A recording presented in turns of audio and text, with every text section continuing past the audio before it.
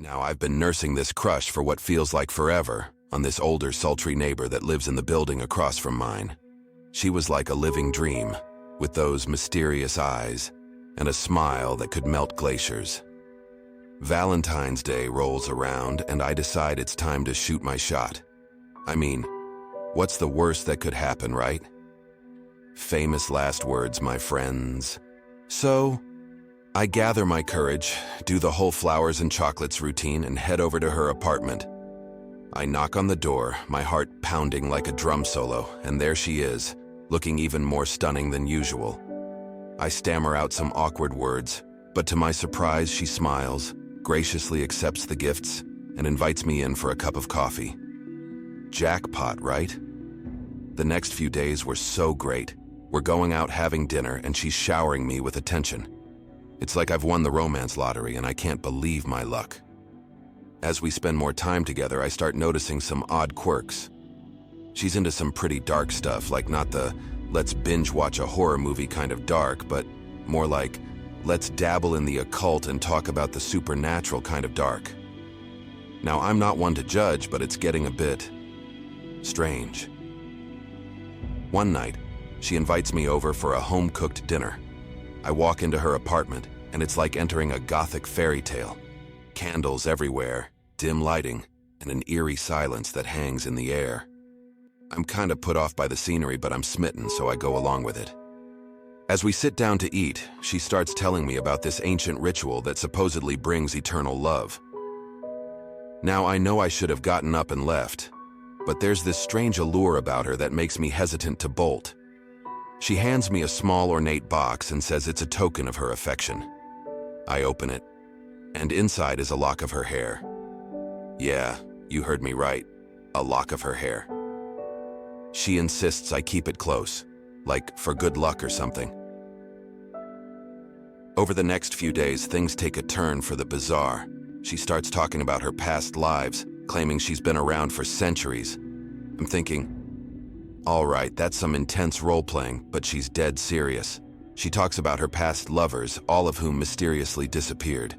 At this point, I'm feeling like I'm in some twisted horror flick, but instead of running away, I stick around. Call me a glutton for punishment. Another night, she suggests we take a trip to the countryside for a special getaway. Now, I'm thinking it's a romantic cabin or something, but oh no, it's an ancient cemetery. We're walking among the tombstones and she starts reciting some ancient incantation. The atmosphere gets heavy and suddenly, the wind picks up. I can hear whispers, like distant voices pleading for release. She looks at me, her eyes gleaming with a strange intensity, and says, "Our love will transcend even death." Now, I'm no playboy or anything like that, but that doesn't sound like your typical Valentine's Day declaration. We leave the cemetery, and as we drive back, I can feel that something's not right. She's talking about a future together, but all I can think about is how to gracefully make my exit. Days turn into nights, and the more I learn about her, the more I realize I've wandered into a web of darkness. She starts talking about this forbidden elixir that grants immortality. She pulls out a small vial and tells me to drink it. I'm at a crossroads.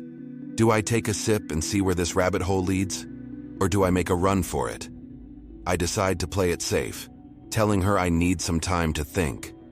She smiles, seemingly understanding, but there's a flicker in her eyes that creeps me out. That night, I toss and turn in bed, haunted by visions of ancient rituals and eternal love gone wrong. I realize I've been swept into something far beyond my comfort zone, and I need to break free. The next day, I head over to her place and tell her it's over. I can see a storm brewing in her eyes, but she surprisingly takes it well. As I leave her apartment, I feel a weight lifting off my shoulders. I'm free from the grip of the bewitching neighbor. Days pass and I start to put the peculiar experience behind me. I focus on the normalcy of my everyday routine, convincing myself that it was all just a bizarre detour into the unknown. However, on the eve of the following Valentine's Day, I received an anonymous package at my apartment. Opening it cautiously, I find a vial containing a mysterious liquid and a note that simply reads, "Love that transcends even death."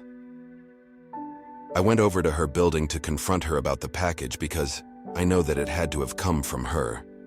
I began knocking on her door as one of her neighbors was leaving his apartment. He asked why was I knocking on the door to an empty apartment.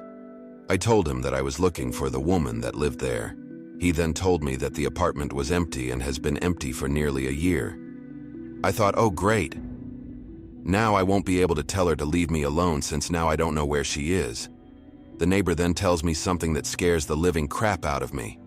He says that the woman that was living there committed suicide around this time last year. Yep, you heard that right. How is that even possible when I just received this package today?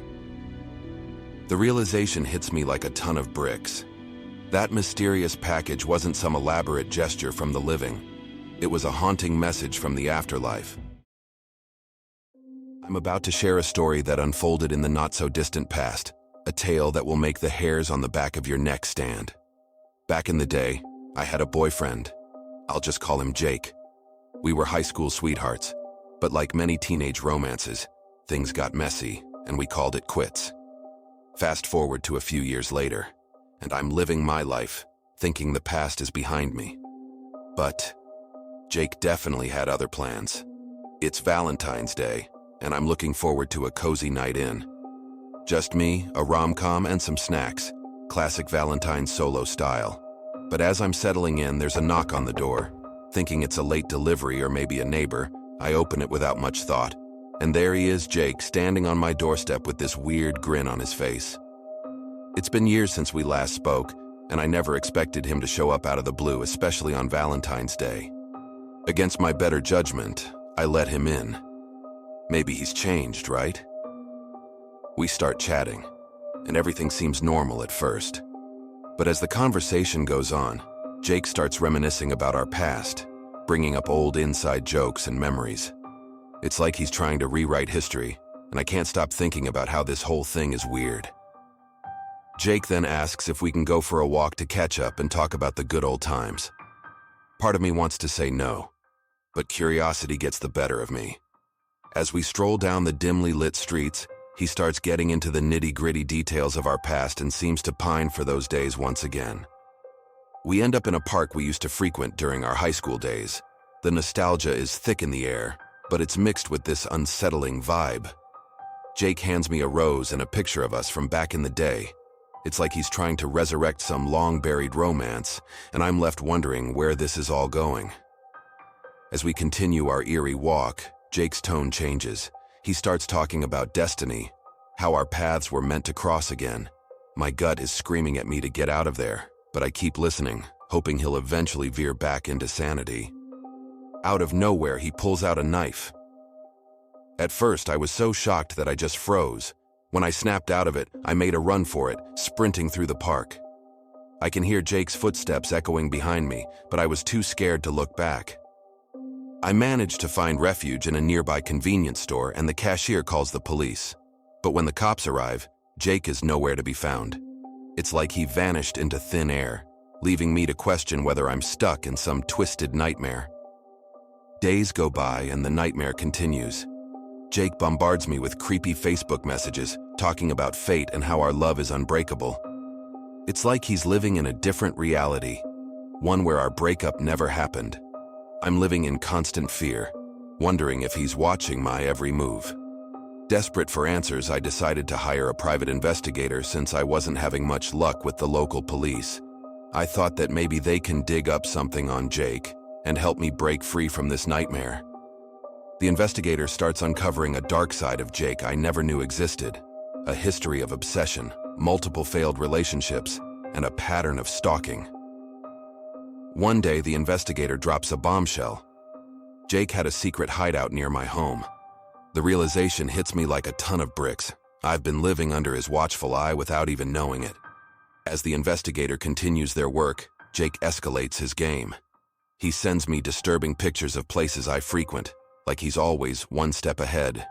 It's a relentless cycle of fear, and I'm left wondering if I'll ever break free from this twisted game.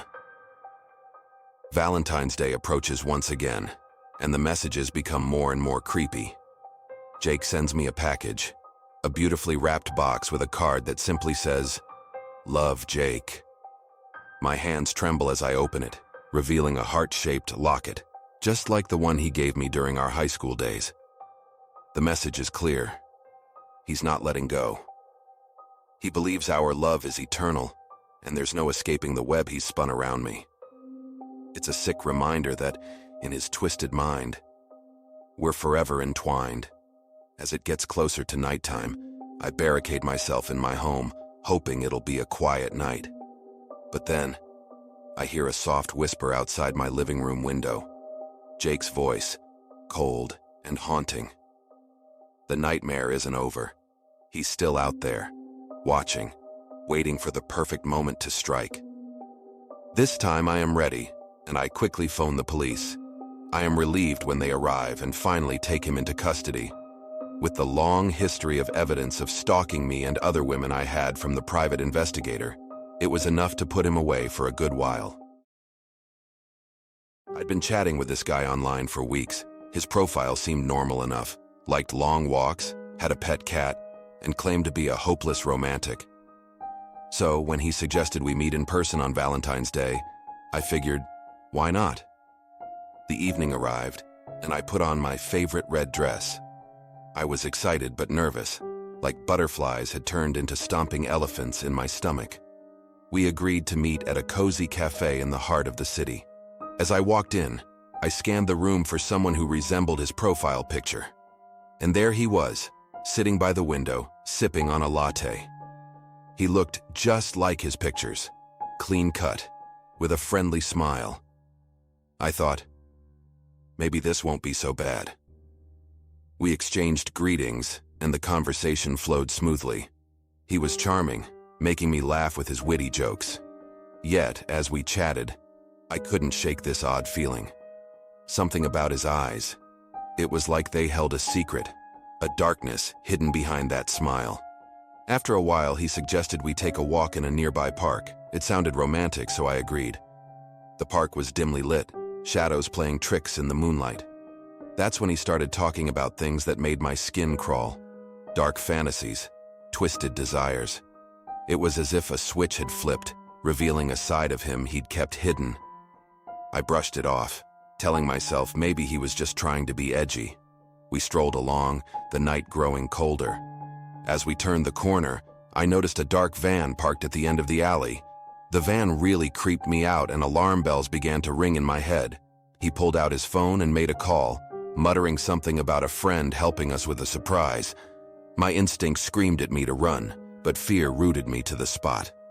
The van's door creaked open, revealing a creepy-looking guy inside. He had a greasy beard, wild eyes, and a grin that sent chills down my spine. My date gestured for me to join them, but every fiber of my being screamed, "Danger!" I stammered something about needing to leave and turned to walk away. That's when he lunged, grabbing my arm with a grip that felt like iron. Panic surged through me as I struggled to break free. The guy in the van started the engine, and the situation went from eerie to downright terrifying. I twisted and turned, desperately trying to shake him off. My heart pounded in my chest, and the cold night air stung my lungs. In a final surge of adrenaline, I kneed him in the crotch and wrenched myself free and sprinted down the alley. I could hear their footsteps behind me, their laughter echoing in the dark. It was like a nightmare come to life. I didn't look back until I reached the safety of a well-lit street with people around. I stood there, catching my breath, feeling a mixture of fear and relief. That Valentine's night had turned into a real nightmare, a date from hell. I requested an Uber on my phone, my hands trembling as I recounted the chilling encounter to the driver. He assured me I did the right thing, but the shadows of that alley haunted me. It was a stark reminder that not everyone online is who they seem, and sometimes danger hides behind a smile. Thanks for watching. Don't miss out on more spine-chilling tales. Subscribe now for weekly scares. Hit that red button and join our journey into the unknown.